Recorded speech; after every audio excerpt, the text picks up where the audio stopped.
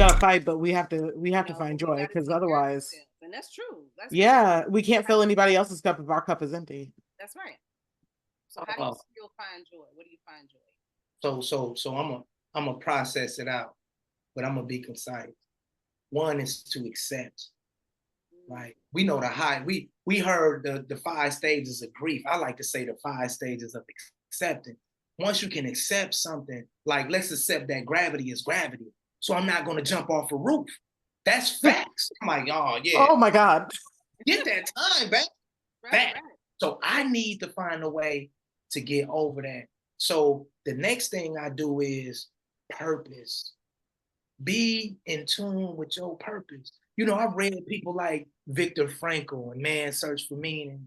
He was the Jewish gentleman that was in a concentration camp, and he was destined to die, at least he thought, but he found meaning in that space.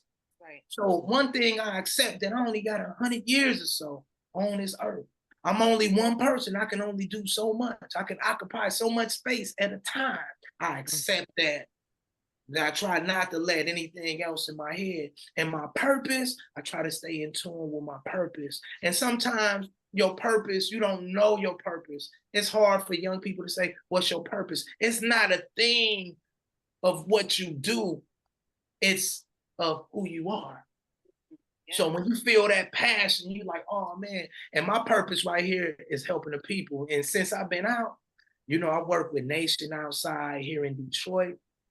And I'm a trauma-informed, peer-led re-entry navigator. So I deal with people in the magic. Yes. You know what I mean? Yes. And in that vein, even though I deal with that trauma and I got the training, it made me look at the perspective of my own trauma and the trauma of others a lot better, you know. So I partake in that healing justice that our brother Sean Jen Wright so poignantly put out over there, you know, in the Bay Area. And, you know, I got this sister, you know, Jennifer Thompson as well, you know, this vanilla sister, right? But equally so, she's a sister though, because she come through, she made a mistake pointing somebody out of a lineup that sent them to prison for a crime they didn't commit. And she came back and redeemed, repay. That's what redeem means, to repay. And that's part of healing justice. So in performing these things, I do a lot of self-care. Part of this self-care, thank y'all. This is part of my therapy that I gave back to y'all, and I saved it for y'all. You know, I tend to do stuff like that. I save stuff for people for it to come out a certain way. This is part of it. Another part of it is silence. You know, just get into yourself. Yeah. You know, understand that, hey, you know, I'm moving on my time. I'm not worried about what's going on. Because guess what? When I was in solitary, in a prison, within a prison, I don't think nobody really was worried about me. And I'm not mad at that. That's just facts. They didn't. I had to make you care about me, and we have to do that to a certain extent. So those are some ways that keep me going. And I always find meaning and purpose in what I do. And if I could do it through music, through activism, you know, through just giving somebody a hug. Like sometimes just give people a hug. Like you see somebody be like, man, bless your heart, and just hug them. Like, you know, about it. Because Leon, I sincerely hope if we're ever in person that I can get a hug from you, because you look like you give a damn good hug. I be giving a hug. Look, my girl be mad at me. I give a hug. They be like, "Wait, yo, come here, like hug me again." I'm like, "No, I can't be doing that." You know, when I was little though, some things you got to hold on to the positive things too. And I think, you know, my mother is suffering mental illness, you know, stemming from my situation, you know. But I remember her words, you know. That's why, you know, the love of a mother, particularly a Black mother, is so powerful. And one of the highest ideals of what God looked like in this universe. But she told me, she said, baby, your hugs can heal. You hear me? I was like, they can heal. I hug her. Like, you know, so it make me feel like it's something in there. I don't know, you know what I mean? But I try to give that intention to the world as best as I can, you know? Yeah. Oh, I love all of that. No, everything, the whole thing. The 5 stages of not grief but acceptance was a knockout. I turned that on his head when I was Yeah. Ooh. I think what really made that hit home for me was when I went to solitary. So I went to solitary in November of 2001. It was a riot that happened at the prison I was at 𝗓𝘗 Correctional Facility. And the guards just came and got me, said I was involved. It was a confidential informant in prison, said they seen me jumping on the guard head. But later on, documents came out that the Aryan Brotherhood had jumped on this guard. And he admitted it was like all white dudes. Like, how? I'm not that light-skinned, you know what I mean? So you know it was a conspiracy. But long story short, when I get in there in November, December, you know, something devastating happened to one of my loved ones. They were sexually assaulted. I couldn't do nothing. I was like, I'm in lockup. Then my father died in January of 2002. February, my grandfather died. Yeah. February, my direct appeal get denied. February, I call home, right? I thought I was a baller, but really I was a collect caller. I was like, hey, babe, you got that money? Hey, hey, I got to do a appeal. What? You say, what? Wait. What happened to that 50,000? I'm like, what? Wait, no, you playing. So in that moment right there, that was like the deepest moment of mourning that I felt. That was a make or break moment for me when I reflect back. And I sat in there, I was like, man, what do I do? What do I do? So one thing I had to do is accept this is all I had. So this turns on the creativity. When you, right? Because remember, no limits is the enemy of art. Having no boundaries is an enemy of art. You need boundaries, right, to get creative. And so I had a rubber pencil and I had like a state envelope and it was like some toilet paper. And I started writing my first letter, real light on there. Hey, help me. Throw it in the mail. And as you do these things, you got to make an action. See, hope. If no action is put to it, it's faith. You just got faith. You ain't put no action to it. You get real hope from action. That's why, like in the Bible, it say faith without works ain't faith at all, you know? And then you start putting those little things in and it happens, but it starts with accepting. And sometimes that sounds counterintuitive because when we say we accept some, I accept that you a slime ball.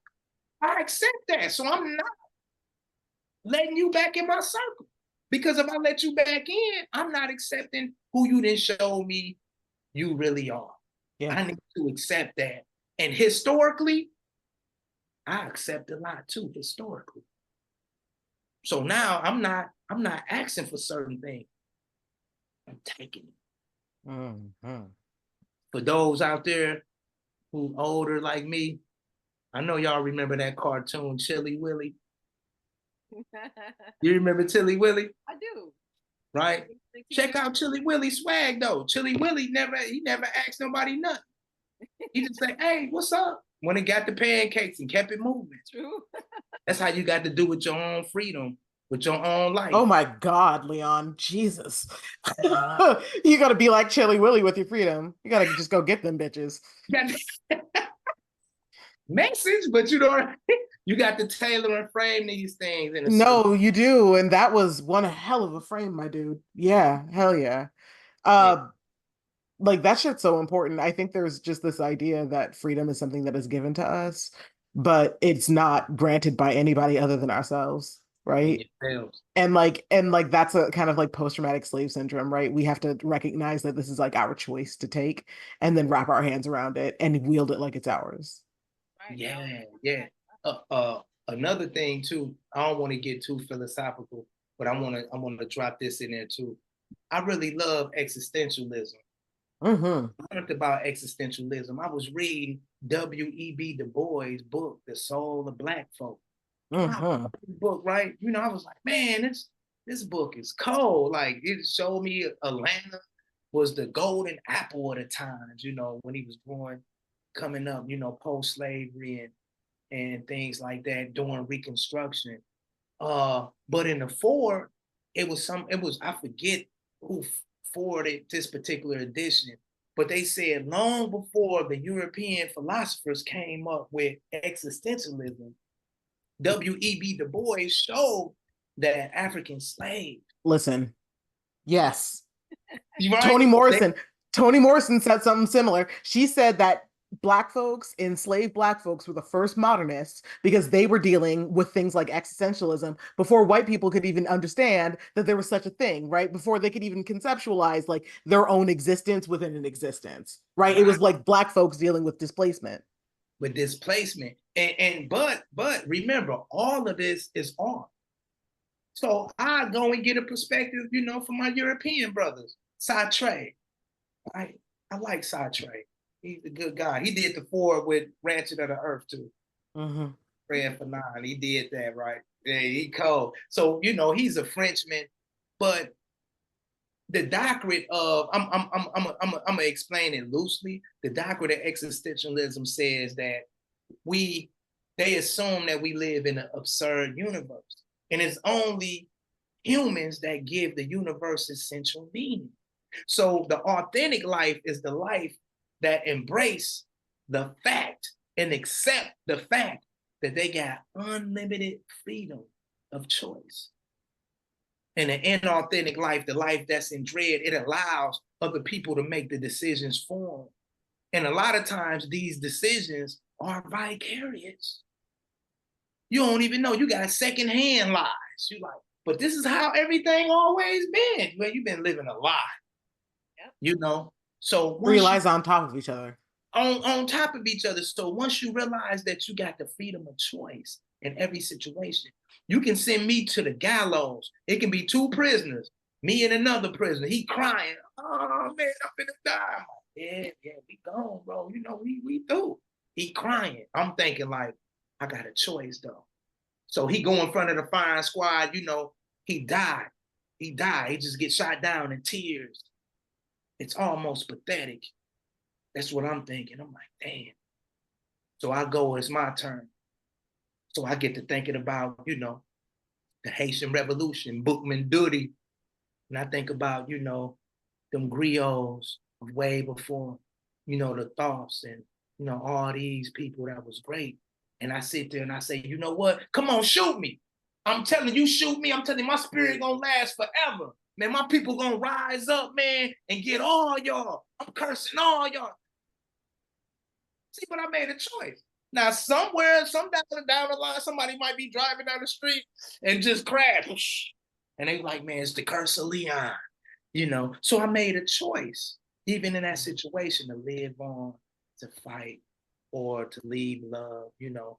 That is always in your war chest, life choice. Yeah, there's so much about like action choice. Like you are one of the things that have just like I can't help it. You're so well read, like incredibly well read. Like, and then not only that, but I just admire the way of not only the people that you speak about, but the philosophers, like everybody that you speak about. You got first name, last name, you got context, right? I appreciate that so much. And I feel like you've been talking about so many things that have pointed to what have kept you going through prison. And that have seemed to like drive your activism. So what have you sorry, I can't, I'm starstruck. Just give me a moment. I'm so sorry. My question is like, you've been talking so much about like words, about humility, love, all of these things. How did these things drive your activism? And also how were they developed while you were in? I would say, like that I am, because I remember I was having a conversation with one of my comrades. His name is 𝗓𝗲𝗀. Hey, free OB as well. Free that brother. He's in Indiana. But I was telling him I was reading like a Napoleon Hill piece think rich, grow rich. And he was talking about, you know, if you think it, you can be it. You know, I mean, on the surface, it's cool, you know. So he was talking about 𝗓𝗏𝗃, you know, because you think it, you are. But the brother, he corrected me. You know, I told him my context later, but I still caught his message. He said, no, I am because we are. Just because you think of something don't mean that's what it is. You got to think where it came from. So once I connected and empathized with the collective, right, and seeing that it was a collective thing and get out of my body, you know, that's where the humility come in at. But even more, true story, Casey Shane, the victim. Now the family threw some crazy things at me and everything when I was going through it, but I was sitting on lockup and I was complaining, man, I'm innocent, man, I shouldn't even be here, blah, blah, blah. And then I got a thought, Leon, Casey is dead. His family will never see him again. You can write letters, you can do this, you can do that. And that brought a level of gratitude with what I had.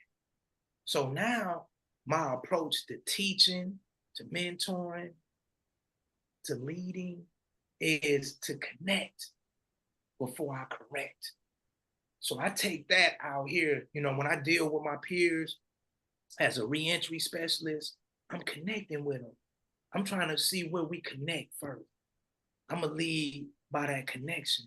And you know, this is spirituality. When I talk about spirituality, you notice I never said religion.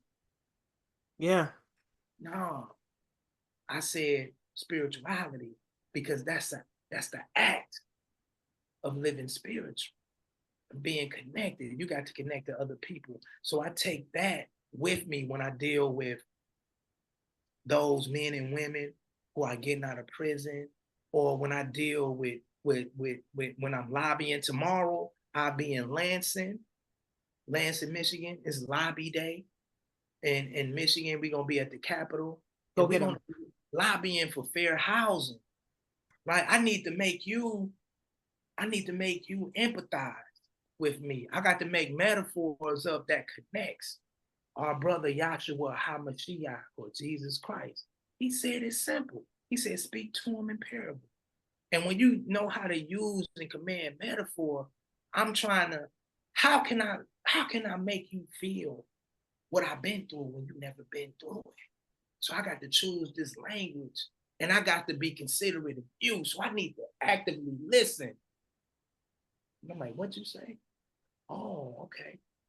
Okay, I'm going through your lens. I might have to bend my language for that. And we got to do that in the legislation as well, because it's a lot of language that's used out there. We know about these whistles, these dog whistles. We know the Trumpers and people like that, but what they do, you know. And I tell people, respect don't mean that you honor. You better respect what Donald Trump has and his influence. It's powerful. You got to counter that. But if you don't respect it and accept that, it's like you get in a ring and Mike Tyson in there with a vicious right hand. You're like, I don't care. And you just knock your chin off. Come on now. Mm-hmm. So I use that type of empathy and find that human side even in your enemy, your adversaries. Find that human side. Look at it like that, because you're going to take away a lot of the barrier.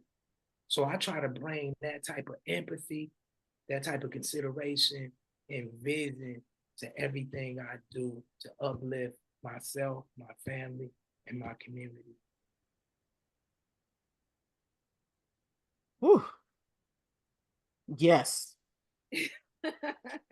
No, that piece at the end was something. No, that shit was that's something else, because that we don't ever really hear, but it's true.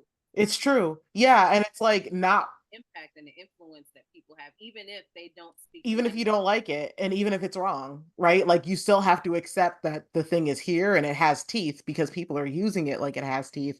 And if we, and I like, there's so much about what you've been saying so far that like acceptance is really the name of the game. If we can't, If we can't accept that the thing is currently happening, there's no way that we'll have the tools to fight it.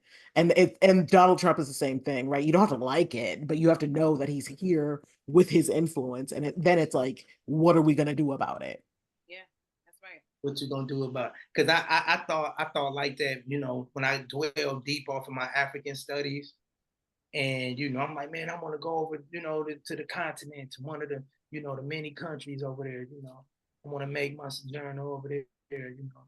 And I thought about it, like I just had to be real. I was like, I don't know nobody over there. So the revolution got to start with me, with where I'm at. Wherever you at, you own the same ground, the earth. And you had, for me, I looked at it like that. And I look at it like that now. And from that viewpoint, for me, I'm starting within and moving out, opposed to grabbing the external and pulling it in. Put it in. Right? So I'm gonna start like this. I might be slow in my growth, but I'm going right. I'm going right. Okay. Like a seed. Like a seed. We doing it, you know. And you're right, that acceptance. And that's what I see. I see what they call that cognitive dissonance. Ooh, right? We talk about that shit. We love cognitive dissonance. Not like we love it, but we see it happen all the time. And it's something that we don't, you know, like sometimes we don't talk about. And that's what you see. It's a lot of delusion.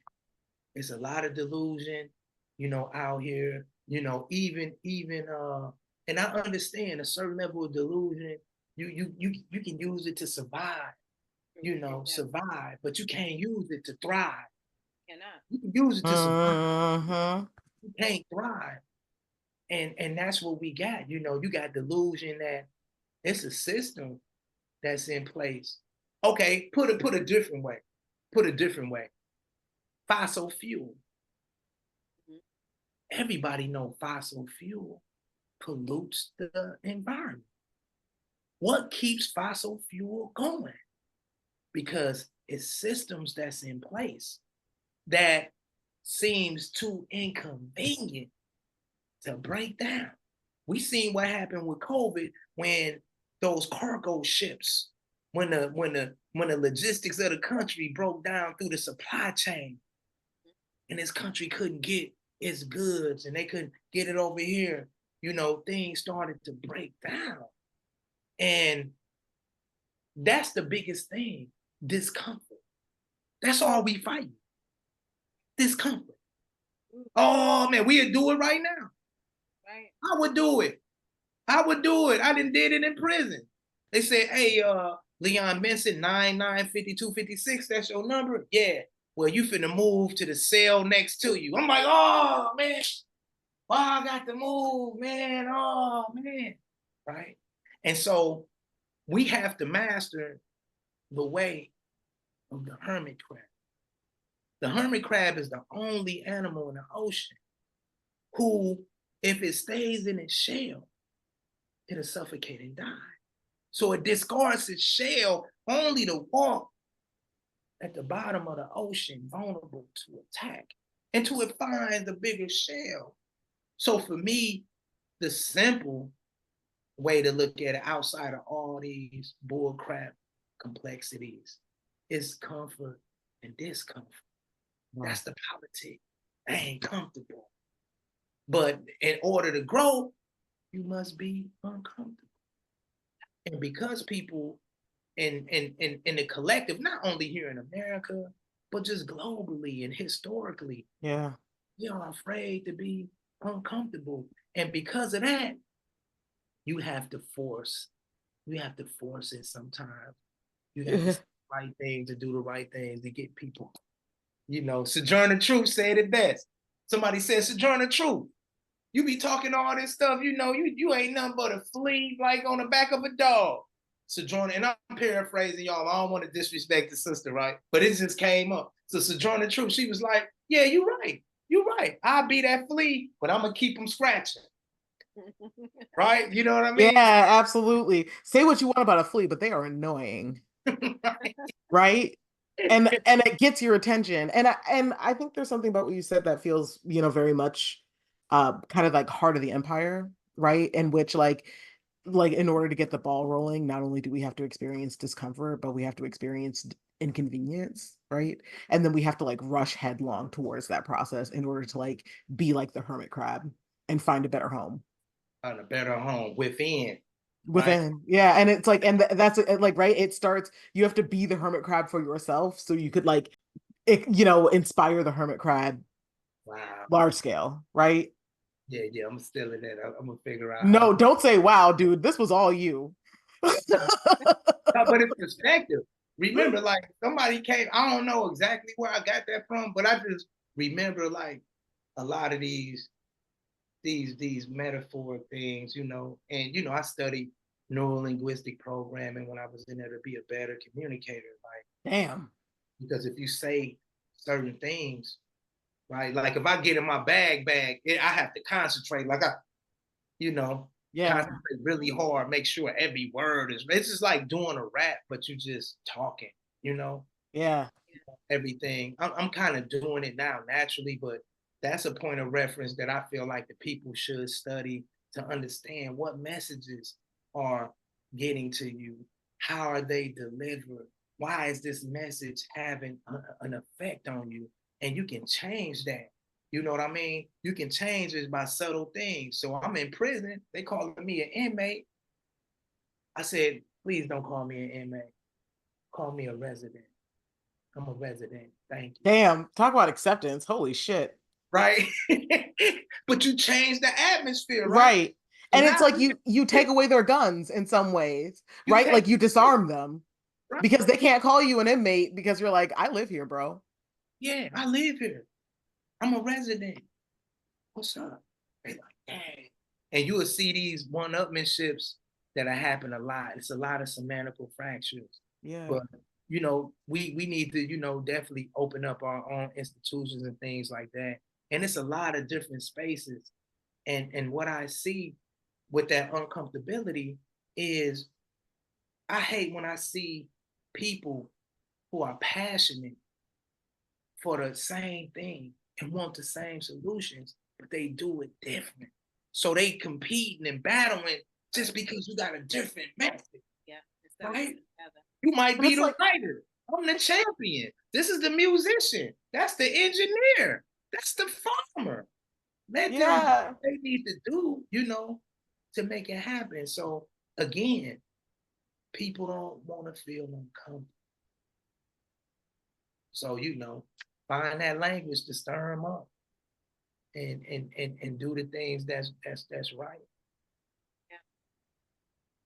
Well, as we wrap up the conversation, your story, even though it is very, unique, and as you mentioned, miraculous in some ways, how everything Yeah. aligned the way that it did to, give you the opportunities that so many don't. And there are so many people who can relate, to that feeling of, at some points, doubt, self-doubt, hopelessness, that really will benefit from hearing your story now and the Yeah. message you share of hope. And so I want to, would love for you to leave us with a little bit about what your activism looks like today, now. What do you do as an activist to support people who may be going through this same thing? I myself, and I know many people have family members who are incarcerated wrongfully and convicted of crimes that they did not commit. And if you have any message for us of liberation, that you want to leave with us, what would you like to share? Liberation is a spirituality. What you see. Damn, Leon. Liberation theology is real. It always existed. It was about freeing yourself from yourself. Remember those in prison as if you was their fellow prisoner. That don't necessarily mean physically, mentally. So thought is the cause of it all. Me being a griot, I know this. If I can change the way somebody think, I can change the way they behave. If I can change the way somebody behave, we can change destinies. So for me, out here, I'm gonna continue to do the thing for the people. I was in Indiana for 25 years, and I'm working closely with the justice impacted community here in Detroit as well. But what I do, I say their name first and foremost, because the spoken word is real. So I say, free 𝗷𝗫𝘀 𝘕𝘂 from wrongful incarceration in Indiana. Free Philip Stroud in Indiana from wrongful incarceration. Free 𝗓𝗏 Shakur from wrongful sentencing in Indiana. Free Demetrius Burks from Indiana. It was a juvenile offender. This brother then redeemed himself 1,000 times. And last but not least, and there's so many other, and I always feel that survivor's guilt. We only have so much time, but I will say, free the Pendleton 2. That's John Cole and that's Christopher. Wow. Yeah.